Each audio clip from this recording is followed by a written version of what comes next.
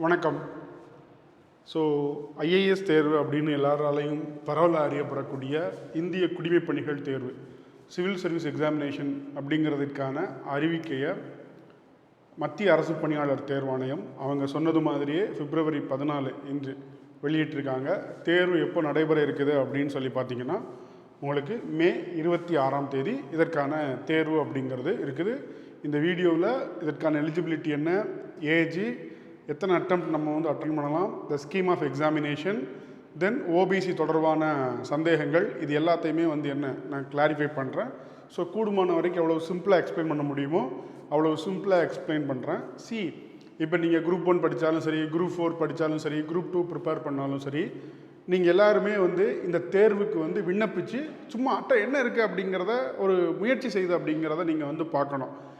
ஏன் அப்படி சொல்கிறேன்னு சொல்லி பார்த்தீங்கன்னா, உதாரணத்துக்கு நிறையா பேர் வந்து இப்போ Group 4 உள்ளே போனதுக்கப்புறம் தான் என்ன எப்படியாவது நான் Group 1 போகணும், Group 2 போகணும்னு நினைக்கிறீங்க இல்லையா? அதே மாதிரி ஒரு Group 2 Group 1 போனதுக்கப்புறம் அதுக்கு அடுத்த கட்ட ஒரு படிநிலை அப்படின்னு சொல்லி பார்த்தீங்கன்னா நிறையா பேர் வந்து சிவில் சர்வீஸ் ப்ரிப்பேர் பண்ணணும் அப்படிங்கிறத ஒரு எய்மாக கொண்டிருக்காங்க.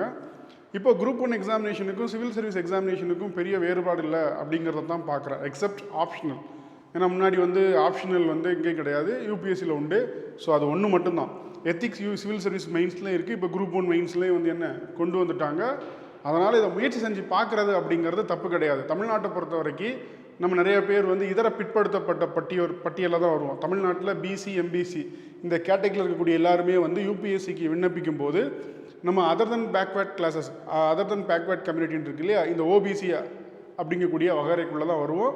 ஸோ நம்மளை பொறுத்த வரைக்கும் 35 இயர்ஸ் வரைக்கும் 9 முறை இந்த தேர்வுகளை வந்து எழுதலாம்.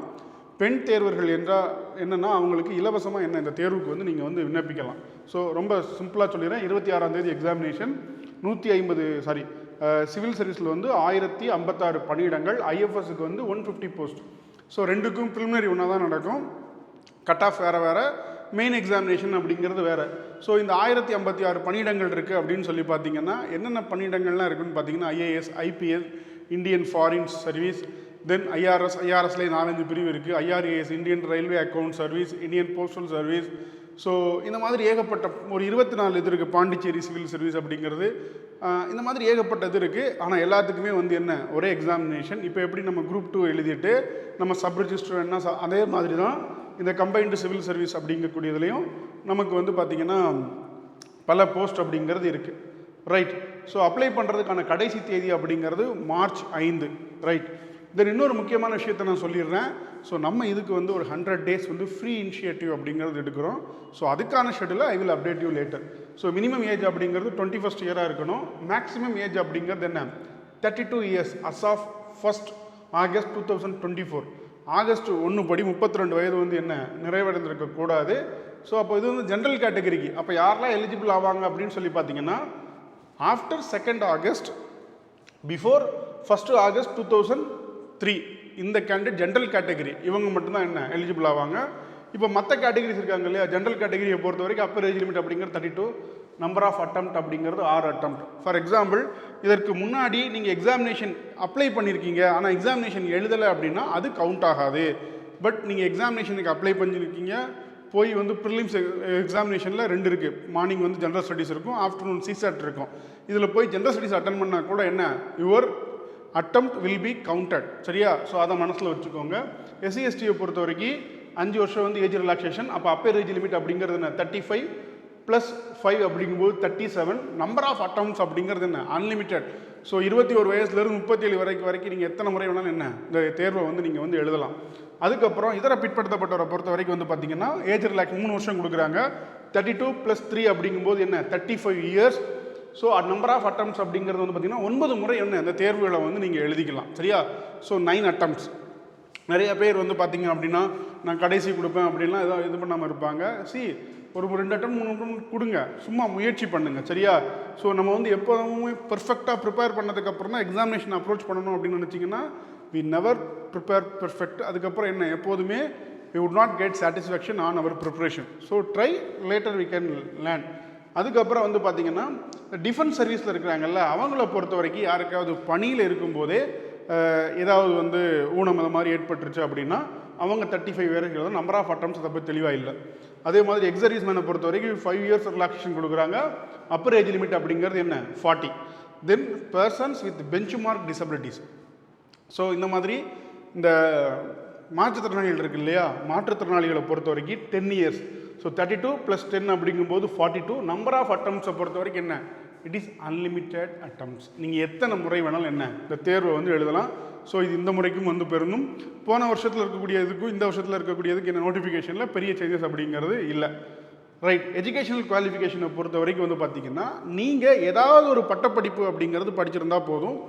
அது 10 + 2 + 3 அப்படிங்கக்கூடிய அடிப்படையில் படிச்சிருந்தா போதும். நீங்கள் 10ஆம் வகுப்பு தனியார் இதில் எழுதியிருக்கலாம், 12ஆம் வகுப்பு தனியார் வகுப்பில் எழுதியிருக்கலாம், 3 ஆண்டுகள் திறந்தவெளி பல்கலைக்கழகத்தில் படிச்சிருந்தா கூட என்ன, you are eligible for this examination.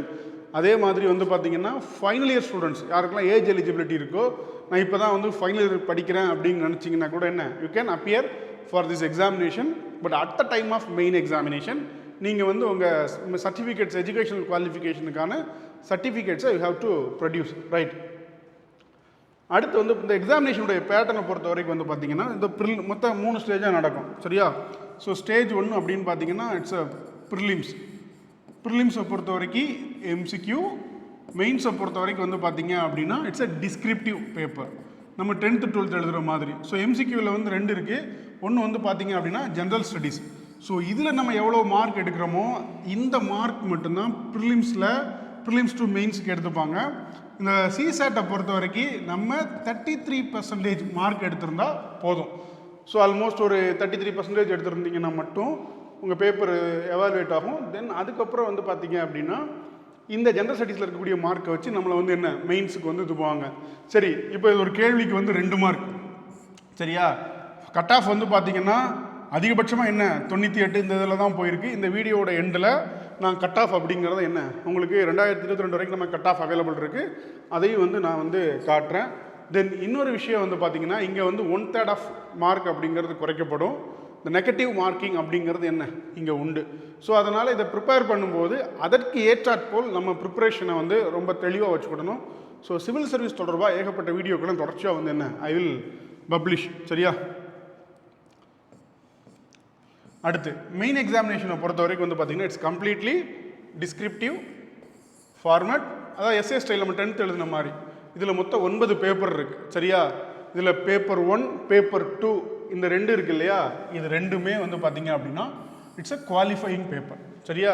இந்த 2லேயும் நீங்கள் ஜஸ்ட்டு பாஸ் பண்ணால் போதும். இந்த கம்பல்சரி லாங்குவேஜ் அப்படிங்கிறது நம்முடைய தாய்மொழி ஏதோ, இப்போ நம்ம தமிழ்நாட்டை சார்ந்தவர்கள் அப்படிங்கிறதுனால நம்ம தமிழ் எழுதுவோம். ஸோ ஆந்திரா தெலுங்கானாவை சார்ந்தவங்க அவங்க தெலுங்கு மொழியில் எழுதுவாங்க, கேரளாவை சார்ந்தவங்க மலையாள மொழி. இதில் வந்து ஜஸ்ட்டு பாஸ் பண்ணால் போதும் உங்கள் ரேங்க். அதே மாதிரி ஜென்ரல் இங்கிலீஷ் அப்படிங்கிறது உண்டு, இதுவும் குவாலிஃபைங் தான். இதில் எடுக்கக்கூடிய மார்க் அப்படிங்கிறது உங்களுடைய ரேங்கிங்க்கு கவுண்ட் பண்ணப்படாது. அதுக்கப்புறம் வந்து பார்த்திங்கன்னா ஒரு 4 ஜென்ரல் ஸ்டடீஸ் பேப்பர் இருக்குது. ஜென்ரல் ஸ்டடீஸ் பேப்பரை பொறுத்த வரைக்கும் வந்து பார்த்திங்கன்னா paper 1 paper 1 paper 2 paper 3 paper 4ன்னு உண்டு.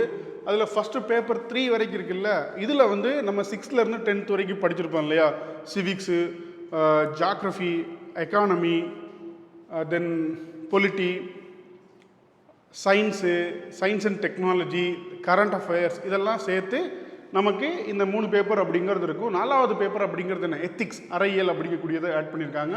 ஸோ இது வந்து எல்லாருக்குமே வந்து பொது. அதுக்கப்புறம் ஆப்ஷனல் பேப்பர் இருக்கு இல்லையா, இந்த 8, 9 வந்து ஆப்ஷனல் பேப்பர். இந்த ஆப்ஷனல் பேப்பர்ஸை பொறுத்த வரைக்கும் நிறையா சப்ஜெக்ட் கொடுத்துருப்பாங்க. இதில் உங்களுக்கு எந்த ஆப்ஷனல் வந்து உங்களுக்கு கம்ஃபர்டபுளாக இருக்குதோ அதை வந்து நீங்கள் என்ன தெரிவு செய்யலாம். உதாரணத்துக்கு வந்து தமிழ்நாட்டிலேருந்து ப்ரிப்பேர் பண்ண நிறைய பேர் வந்து தமிழ் இலக்கியத்தை வந்து என்ன ஒரு விருப்ப பாடமாக தேர்வு செய்வாங்க. பட் விருப்ப பாடத்தை பொறுத்த வரைக்கும் உங்களுக்கு எது பிடிச்சிருக்கோ, சில பேர் பொலிட்டிக்கல் சயின்ஸ் இன்டர்நேஷ்னல் ரிலேஷனை செலக்ட் பண்ணுவாங்க, சில பேர் ஜாக்ரஃபி செலக்ட் பண்ணுவாங்க, சில பேர் ஆந்த்ரோபாலஜியை செலக்ட் பண்ணுவாங்க. ஸோ லிஸ்ட் ஆஃப் சப்ஜெக்ட் இருக்குது. அது கீழே அந்த நோட்டிஃபிகேஷனுக்கு கீழே கொடுத்துருப்பாங்க. ஸோ அதில் நீங்கள் என்ன ஃபெமிலியராக இருக்கீங்களோ அதே எடுங்க. இதில் நிறையா பேர் வந்து ஒரு சந்தேகம் இருக்கும், சார் நான் இன்ஜினியரிங் படிச்சிருக்கேன், ஸோ அதனால் வந்து நான் இன்ஜினியரிங் எடுப்பேன். இல்லை சார், நான் have prepared I am BSc maths, so I will take mathematics as optional அப்படின்னு நீங்கள் நினச்சிங்கன்னா இங்கே என்ன பிரச்சனை வருது அப்படின்னு சொல்லி பார்த்தீங்கன்னா, நீங்கள் மேத்தமெட்டிக்ஸோ ஃபிசிக்ஸோ இல்லை இன்ஜினியரிங்கோ ஏதோ ஒரு சப்ஜெக்ட் எடுக்கும்போது நீங்கள் எழுதலாம். ஆனால் நமக்கு வந்து ஒரு டிஸ்கிரிப்டிவ் பேப்பரை வந்து நம்ம எழுதும்போது அதற்கு நமக்கு திருத்தி தருவதற்கோ அதில் பாஸ் பண்ணி நிறையா பேர் போயிருந்தால் மட்டும்தான் என்ன நமக்கு, ஆனால் அதற்கான கைடன்ஸோ நமக்கு கிடைப்பதற்கான ஒரு வாய்ப்பு இருக்கும். நிறைய பேர் இந்த மாதிரி மேத்ஸ் இதெல்லாம் ஆப்ஷனில் எடுத்துகிட்டு அவங்களால என்ன பண்ண முடியல அப்படின்னா ஒரு ப்ராப்பரான கைடு, சோர்ஸ் புக்கு இது எதுவுமே கிடைக்காம ரொம்ப இது பண்ணுறாங்க. அப்போ நமக்கு வந்து ஒரு கைடன்ஸ்க்கு இல்லை நம்மளால் இது பண்ண முடியும் அப்படின்னு நினச்சிங்கன்னா என்ன, you can select any optional. சரியா? ஸோ இந்த 7 பேப்பரில் நம்ம எடுக்கக்கூடிய மதிப்பெண்ணை வச்சு மட்டும்தான் என்ன அப்படின்னு சொல்லி பார்த்தீங்கன்னா இன்டர்வியூக்கு, அதாவது வந்து பர்சனாலிட்டி டெஸ்ட் அப்படிங்கிறதுக்கு வந்து கூப்பிடுவாங்க. பர்சனாலிட்டி டெஸ்ட் அப்படிங்கிறது வந்து பார்த்திங்கன்னா நம்மளுடைய மென்டல் கேலிபர், ஸோ நம்ம ஒரு whether we are fit for a public service இந்த மாதிரியான குவாலிஃபிகேஷன் எதிர்பார்ப்பாங்க. ஸோ இதுதான் நான் ரொம்ப சிம்பிளாக எக்ஸ்பிளைன் பண்ணுறேன். சரியா? ஸோ அப்ளை பண்ணுறதுக்கு நீங்கள் எப்படி அப்ளை பண்ணால் upsconline.nic.in. ஸோ முதல்ல இப்போ தான் நான் யூபிஎஸ்சிக்கு அப்ளை பண்ண போகிறேன் அப்படிங்கிறவங்க எப்படி நீங்கள் டிஎன்பிஎஸ்சிக்கு அப்ளை பண்ணுறதுக்கு முன்னாடி 1 டைம் ரிஜிஸ்ட்ரேஷன் பண்ணுவீங்களோ அதே மாதிரி யூபிஎஸ்சிக்கு என்ன you have to register 1 time. So அதை பேஸ் பண்ணி நீங்கள் என்ன இது பண்ணிக்கலாம். ஸோ ஓடிஆர்டிக்கு பண்ணதுக்கு அப்புறம் தான் என்ன நீங்கள் வந்து க்ரெடென்ஷியல் வரும். அதுக்கப்புறம் தான் என்ன நீங்கள் சிவில் சர்வீஸ் எக்ஸாமினேஷனுக்கு அப்ளை பண்ண முடியும். நேரடியாக போயிட்டு வந்து என்ன அப்ளை பண்ண முடியாது. சரியா? So pay the application fee required. சிலருக்கு வந்து பார்த்தீங்கன்னா எக்ஸம்ஷன் கொடுத்துருப்பாங்க. ஃபார் எக்ஸாம்பிள் உமன் கேண்டிடேட்டுக்கு வந்து இந்த கம்ப்ளீட்டாக ஃப்ரீயை வந்து என்ன ஃபீ கிடையாது. ஸோ தே கேன் எக்ஸம்ஷன் அவங்க உண்டு. மற்றவங்களுக்கு வந்து என்ன எத்தனை முறை ஃப்ரீ இருக்குது, இல்லை ஃப்ரீ இல்லைன்னா நீங்கள் என்ன பணத்தை கட்டிடணும். சரியா? ஸோ இதர விண்ணப்பங்களை விண்ணப்பிக்கும் போது இந்த முறை இதெல்லாம் புதுசாக கொண்டு வந்திருக்காங்க. என்ன சொல்லியிருக்காங்க அப்படின்னு சொல்லி பார்த்தீங்கன்னா, ஸோ ஃபோட்டோகிராஃப் அப்படிங்கிறது என்ன 10 நாட்களுக்குள்ளாக, அதாவது வந்து என்னென்னா இந்த 10 நாட்களுக்குள்ளாக எடுத்த ஃபோட்டோவை தான் என்ன நீங்கள் வந்து உங்கள் அப்ளிகேஷனில் வந்து இது பண்ணணும். அதுக்கப்புறம் வந்து பார்த்தீங்கன்னா கேண்டிடேட்ஸுடைய நேம் அண்ட் ஃபோட்டோ, உங்கள் ஃபோட்டோ இருக்குது அப்படின்னா உங்கள் பாஸ்போர்ட் சைஸ் ஃபோட்டோவுக்கிலேயே உங்களுடைய நேம், அதுக்கப்புறம் என்ன அந்த டேட் அப்படிங்கிற என்ன தேதியில் நம்ம எடுத்துருக்குறோம் அப்படிங்கிறத மென்ஷன் பண்ணணும். சரியா? ஸோ உங்கள் ஃபேஸ் வந்து நல்லா தெரிகிற மாதிரி 75% கவர் ஆகும். அதுக்கப்புறம் வந்து பார்த்திங்கன்னா இப்போ நீங்கள் மொட்டை போட்டிருக்கீங்க அப்படின்னா இதே ஃபோட்டோ தான் என்ன எல்லா இடத்துக்கும் யூஸ் பண்ணணும். புரியுதுங்களா?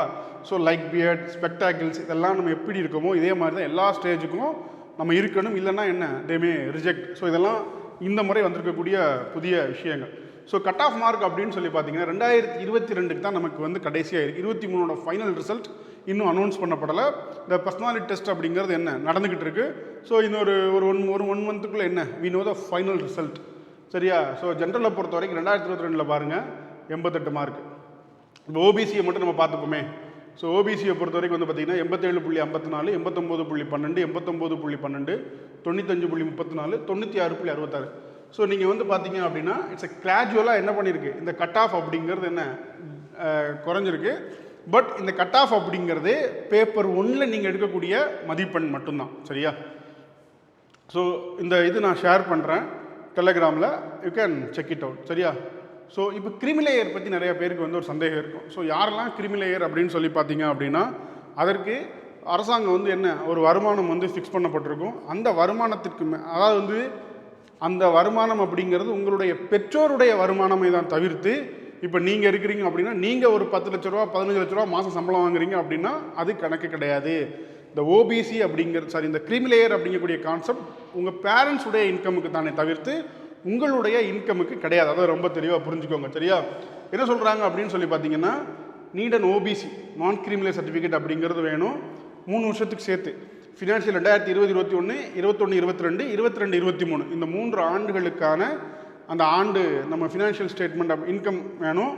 அதுக்கப்புறம் வந்து பார்த்திங்கன்னா 2023 ஏப்ரல் 1லிருந்து மார்ச் 5, 2024 முன்னாடி வாங்கின இந்த ஓபிசி சர்டிஃபிகேட் மட்டும்தான் என்ன செல்லுபடியாகும். இந்த மார்ச் 5க்கு முன்னாடியோ 2024 மார்ச்சுக்கு 5க்கு பின்னாடியோ இல்லை ஏப்ரல் 1, 2023 முன்னாடியோ நீங்கள் ஓபிசி சர்டிஃபிகேட் வாங்கியிருந்தீங்க அப்படின்னா என்ன அது செல்லுபடியாகாது. இப்போ ஓபிசி சர்டிஃபிகேட் நீங்கள் வாங்கணும் அப்படின்னா த்ரூ இ சேவா சென்டரில் தான் என்ன போகணும். ஸோ ரொம்ப சுருக்கமாக சொல்லணும் அப்படின்னா இந்த சிவில் சர்வீஸ் எக்ஸாமினேஷன் அப்படிங்கிறது ஒரு ஒரு காமனான examination for all IAS IPS இது எல்லாத்துக்குமே. இந்த எக்ஸாமினேஷன் கிளியர் பண்ணுறதுக்கு நமக்கு என்ன வேணும் அப்படின்னு சொல்லி பார்த்தீங்கன்னா general awareness connecting with the static portions. சரியா? ஃபார் எக்ஸாம்பிள் இப்போது ஏகப்பட்ட விஷயங்கள் வந்து போய்கிட்டே இருக்குது. உதாரணத்துக்கு வந்து இன்றைக்கி வந்து டெல்லியில் வந்து விவசாயிகள் எல்லாமே வந்து போராடுறாங்க. இதில் 2-3 விஷயங்கள் வந்து என்ன இருக்கும். இப்போ இந்த 2-3 விஷயங்கள், முதல் விஷயம் வந்து பார்த்திங்கன்னா எம்எஸ்பி மினிமம் சப்போர்ட் ப்ரைஸ் அப்படிங்கிறது, அடுத்து எம்எஸ் சுவாமிநாதன் கமிட்டி அப்படின்னு சொல்கிறாங்க. ஸோ இது 2 எங்கே வரும் அப்படின்னு சொல்லி பார்த்தீங்கன்னா எக்கனாமியில் அக்ரிகல்ச்சர்னு ஒரு தலைப்பு இருக்குது. ஸோ இந்த அக்ரிகல்ச்சர் தலைப்பில் இதை உங்களால் ரிலேட் பண்ணி படிக்க முடியுதா? ஸோ அப்போ வந்து எம்எஸ்பி வந்து ஏன் கூட்டணும்னு சொல்லி கேட்குறாங்க அப்படின்னா அதை எப்படி அதை பற்றி கேள்வி கேட்டிருக்கான். ஸோ அப்போ எம்எஸ்பிக்கு வந்து எப்படி ப்ரைஸ் ஃபிக்ஸ் பண்ணுவான் அப்படின்னு கேட்கும்போது commission on agriculture and cost commission இருக்குது, சிஏசிபி. ஸோ அந்த ரெக்கமெண்டேஷன் அடிப்படையில் எந்த அமைப்பு ஃபிக்ஸ் பண்ணு இதே மாதிரியான ஒரு கேள்வி கேட்டிருந்தான். கடந்த முறை வந்து பார்த்திங்கன்னா இந்த எம்எஸ்பியில் எத்தனை கிராப் வந்து என்ன இருக்குது, அதில் அந்த கிராப்புடைய ஸ்பெசிஃபிகேஷன் பற்றி கேட்டிருந்தான். அப்போது இந்த சிவில் சர்வீஸ் எக்ஸாமினேஷன் ப்ரிப்பேர் பண்ணுற எல்லாருமே வந்து பார்த்திங்கன்னா they are not toppers. School காலேஜில் டாப்பராக இருக்கக்கூடிய எல்லாருமே இது பண்ணுறதில்ல. யார் கன்சிஸ்டண்ட்டாக ப்ரிப்பேர் பண்ணுறாங்களோ, யார் இந்த எக்ஸாமினேஷனுடைய தேவையை புரிஞ்சு ப்ரிப்பேர் பண்ணுறாங்களோ அவங்களால தான் என்ன they can able to crack. Otherwise நீங்கள் வந்து என்ன பெரிய பெரிய பேக்ரவுண்டில் இருந்தெல்லாம் வரணும்னு அவசியம் கிடையாது. இன்னொரு நீங்கள் வந்து இந்த இந்த சிவில் சர்வீஸ், இந்த ஐஏஎஸ் இல்லை இந்த ஐபிஎஸ் இது மாதிரியான பணி வந்து எந்த அளவுக்கு சமூகத்தில் ஒரு மாற்றத்தை ஏற்படுத்தக்கூடியது அப்படிங்கிறத நீங்கள் தெரிஞ்சுக்கணும் அப்படின்னு நினச்சிங்கன்னா இரண்டாம் சுற்று அப்படின்னு ஒரு புத்தகம் எழுதப்பட்டிருக்கு. முன்னாள் ஓய்வு பெற்ற இப்போ வந்து அவங்க வந்து ஒடிசாவினுடைய முதல்வருடைய ஆலோசகராக இருக்காங்க திரு பாலகிருஷ்ணன் சார் எழுதின புத்தகம் வந்து இரண்டாம் சுற்று. அதில் சில விஷயங்கள் வந்து என்ன இந்த எக்ஸாமினேஷனை பற்றி அப்படிங்கிறத காட்டிலும் ஒரு ஃபீல்டில் ஒரு ஆஃபீஸருக்கு என்னென்ன குவாலிட்டிஸ் வேணும், ஸோ அதை படிக்கும்போது என்ன நம்ம கண்டிப்பாக இந்த பணியிடத்துக்கு வந்து போகணும் அப்படிங்கக்கூடிய ஒரு புரிதல் ஏற்படும். இந்த பியூரோக்ராட்டிக் ஸ்ட்ரக்சர் வந்து எப்படி ஃபங்க்ஷன் ஆகுது, இது எந்த மாற்றத்தை வந்து என்ன எவ்வளவு பெரிய மாற்றத்தை நம்முடைய தனிநபர் அடிப்படையிலையும் ஒரு சமூக ஒரு சோஷியல் பெர்ஸ்பெக்டிவ்லையும் எவ்வளவு மாற்றத்தை கொண்டு வர முடியும் அப்படிங்கிறது இது பண்ணுது. இரண்டாம் சுற்று அப்படிங்கக்கூடிய புத்தகத்தை பிடிஎஃபாக என்ன I will update in our Telegram. So Telegram update பண்ணிக்கோங்க. நான் தொடர்ச்சியாக இது சம்மந்தமான வீடியோக்களை நான் வந்து பதிவிடுறேன். தேங்க்யூ.